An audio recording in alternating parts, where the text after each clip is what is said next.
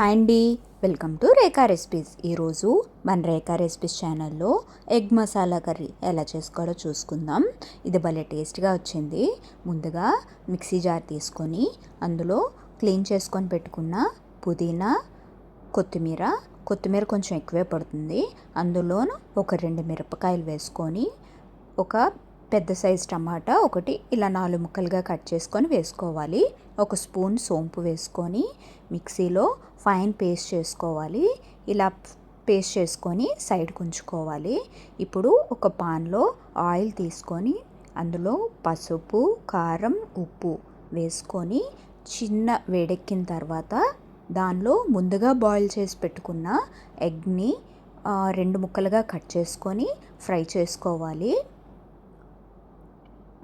ఇలా non stick కడాయి కాబట్టి చేత్తో ఇలా కదిపితే సరిపోతుంది. వీటిని టర్న్ చేసుకోవాలి. ఒకవైపు వేగిన తర్వాత ఇంకోవైపు టర్న్ చేసుకొని వేయించుకోవాలి. ఎగ్తో చాలా రెసిపీస్ ఉంటాయండి, భలే టేస్ట్గా కూడా వస్తాయి. ఏది టేస్ట్ బాగోదు అని ఉండదు. ఇలా వేయించుకున్న వాటిని పక్కన పెట్టుకోవాలి. ఇప్పుడు ఒక కడాయి తీసుకొని అందులో సరిపడా ఆయిల్ వేసుకొని ఒక ఉల్లిపాయ, పచ్చిమిర్చి సరిపోతుంది. ఒక 2 పచ్చిమిర్చిలు వేసుకుంటే సరిపోతుంది. పేస్ట్లో పచ్చిమిర్చి వేసుకున్నాం, ఇప్పుడు పచ్చిమిర్చి వేసుకున్నాం, తర్వాత మళ్ళీ కారం కూడా వేసుకుంటాం కాబట్టి కొంచెం మీడియంగా చూసుకొని వేసుకోవాలి. అల్లం వెల్లుల్లి పేస్ట్ 1 స్పూన్ వేసుకొని ఫ్రై అయిన తర్వాత ముందుగా చేసుకున్న కొత్తిమీర, పుదీనా పేస్ట్ని వేయించుకోవాలి. చిన్న మంట మీద వేయించుకోవాలి, లేదంటే అడుగంటుతుంది. అంటే టమాటా పచ్చిది వేసాం కాబట్టి దీన్ని కొంచెం వేయించుకోవాలి. ఇలా వేగిన దాంట్లో కారం సరిపడా, అంటే నాకు 2 స్పూన్ల కారం పడింది. మీ కారాన్ని సరిపడా చూసుకొని వేసుకోవాలి. సరిపడా సాల్ట్, ధనియా, జీలకర్ర పొడి వేసుకొని కొంచెం వేయించుకోవాలి. ఇదంతా చిన్న మంటలోనే చేసుకోవాలి ప్రాసెస్ అంతా, లేదంటే మసాలా అంతా మాడిపోతుంది.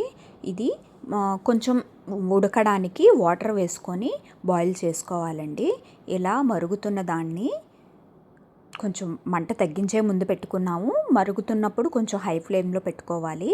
ముందుగా బాయిల్ చేసి పెట్టుకున్న ఎగ్ని వీటిలో వేసుకొని ఒకదాని మీద ఒకటి కాకుండా ఈక్వల్గా పరుచుకొని పెట్టుకోవాలి. ఇలా దీన్ని మూత పెట్టుకొని మగ్గించుకున్న తర్వాత గ్రేవీ అనేది కొంచెం దగ్గరకు పడుతుంది, వాటర్ వేసాం కదా. దీనిలో కొత్తిమీర వేసుకొని సర్వ్ చేసుకుంటే భలే బాగుంటుందండి. ఇది ఫ్లేవర్డ్ రైస్తో లేకపోతే ప్లెయిన్ రైస్తో అయినా, రోటీతో బాగుంటుంది. నేను ప్లెయిన్ రైస్తోనే తీసుకున్నాను. వీడియోని లైక్ చేయండి, ఛానల్ని సబ్స్క్రైబ్ చేసుకోండి.